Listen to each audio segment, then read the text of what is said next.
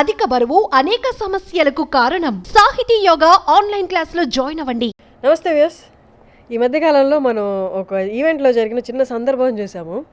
బాలకృష్ణ గారి డాకు మహారాజ్ మూవీ ఈవెంట్లో song play చేస్తుంటే స్పీకర్లు ముందు పడిపోయాయి అన్నమాట. అలాగే మన థియేటర్లో కూడా చూసాము. తమన్ గారు అందించిన మ్యూజిక్కి రెస్పాన్స్ ఎలా ఉందో ఒక్కసారి తమన్ గారి ఇప్పుడు తెలుసు, కానీ తమన్ గారి మూవీ అంటే వారి తాతగారు ఎవరు, వారి రిలేటివ్స్ ఎవరు సినిమా ఇండస్ట్రీలో, వారు ఎలా వచ్చారు ఇండస్ట్రీకి అనేది ఇవాళ మనం మాట్లాడదాం. Cine analyst, senior cine analyst Bharadwaj గారు వారు మనతో ఉన్నారు. నమస్తే సార్. నమస్తే సార్. తమన్ గారు ఇప్పుడు సెన్సేషనల్ మ్యూజిక్ డైరెక్టర్. ఆయన మ్యూజిక్కి స్పీకర్లే పగిలిపోతున్నాయంట. ఒక చోటైతే పడిపోయింది. డాకు మహారాజ్. తమన్ గారు ఆయన అసలు పేరు సాయి శ్రీనివాస్. నేను ఏదో షోలో చూసాను సార్. వాళ్ళ మదర్ వచ్చి సాయి అని మాట్లాడుతున్నారు. అవును, ఘంటసాల సాయి శ్రీనివాస్. ఆయన ఘంటసాల అంటే సింగర్. ఘంటసాలకి ఆయనకి సంబంధం లేదు. ఘంటసాల బలరామయ్య గారు అని ఆ రోజుల్లో ఒక ప్రొడ్యూసర్ డైరెక్టర్ ఉండేవాడు. ఆయన అక్కినే నాగేశ్వరరావు గారిని ఇండస్ట్రీకి పరిచయం చేశారు సీతారామ జననం అనే సినిమాతో.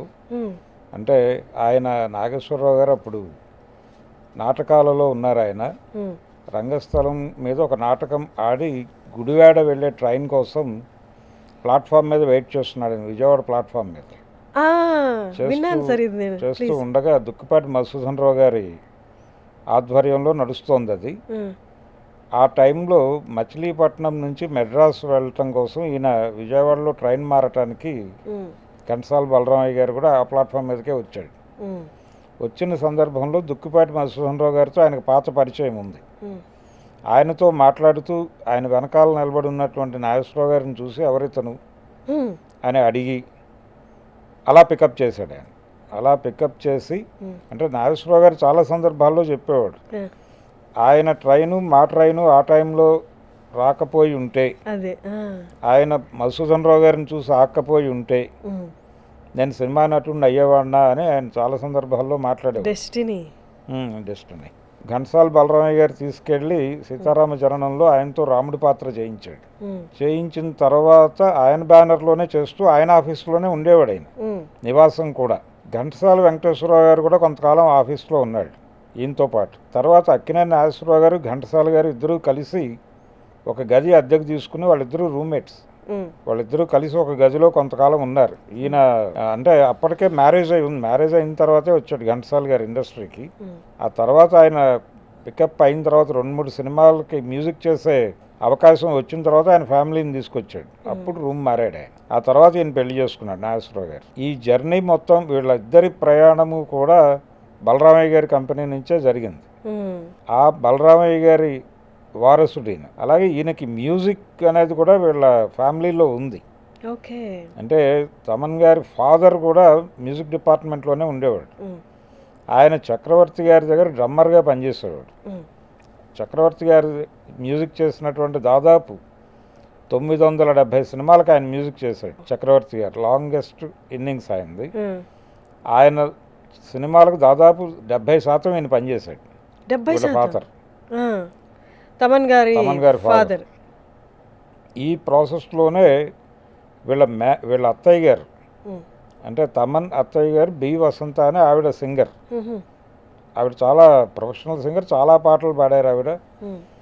అందరి మ్యూజిక్ డైరెక్షన్లోనూ పాడారు ఆవిడ. మహాదేవన్ గారు అంటే ఆవిడ గొంతు చిన్నపిల్లల పాటలు చాలా బాగా పాడేది ఆవిడ.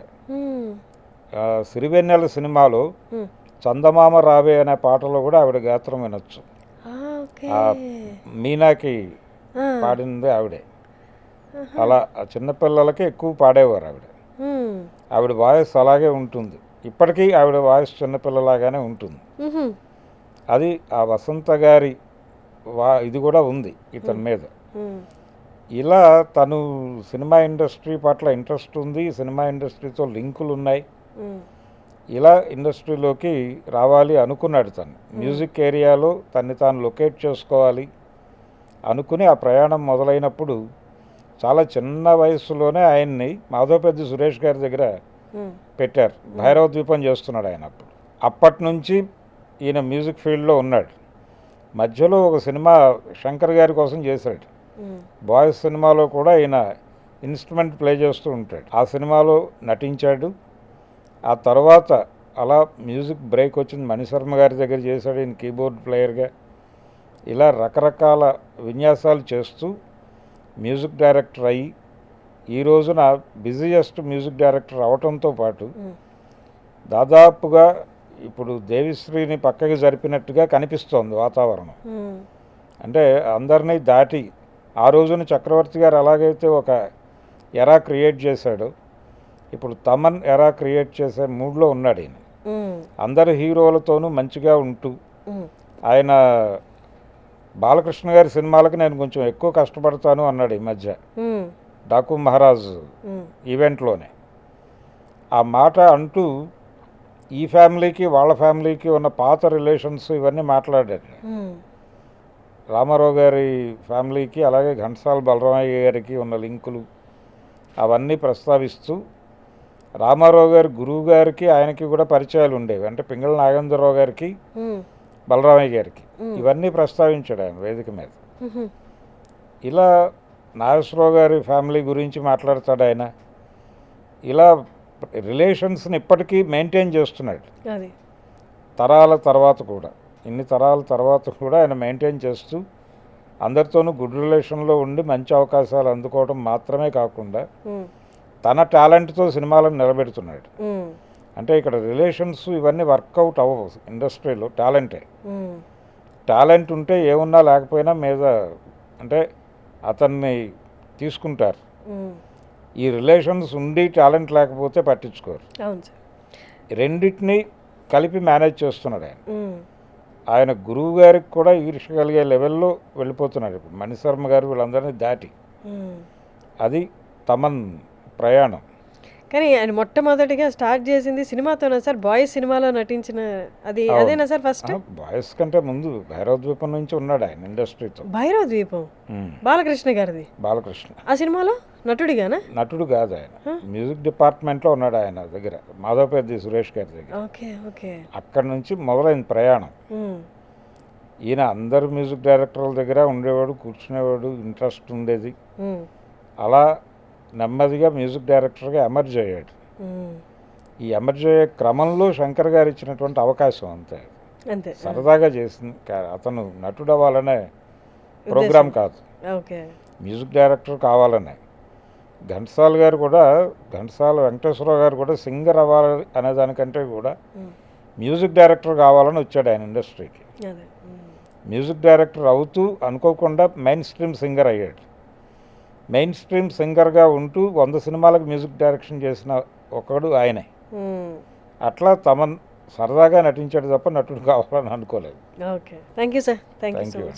సుమన్ టీవీలో మీ పర్సనల్ అండ్ బిజినెస్ ప్రమోషన్స్ కోసం కింది నెంబర్కి కాంటాక్ట్ చేయండి.